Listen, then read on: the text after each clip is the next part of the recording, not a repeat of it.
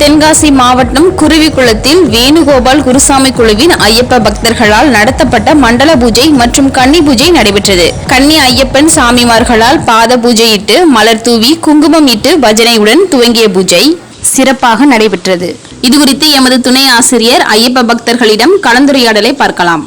ஐயப்பங்களை தத்துவ மசின்னு போட்டிருக்காங்க இல்லையா, அதனுடைய விளக்கம் என்ன சார்?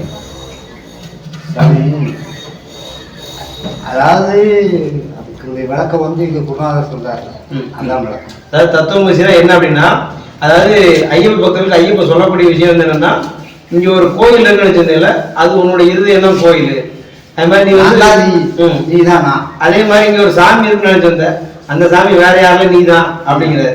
அதாவது ஐயப்ப பக்தர்கள் வந்து ஐயப்பன் பக்தரா மாத்துறதுல ஐயப்பனாவே மாத்துறதுக்காக இந்த விரத முறைங்க. இந்த யாத்திரை ஐயப்ப யாத்திரையும் அதுதான், அப்படித்தானே? இருமுடி கட்டிட்டு போறது ஐயப்ப பக்தர்கள் வந்து ஐயப்பனா மாறுறதுக்காக மாறுது. நன்றி சாமி.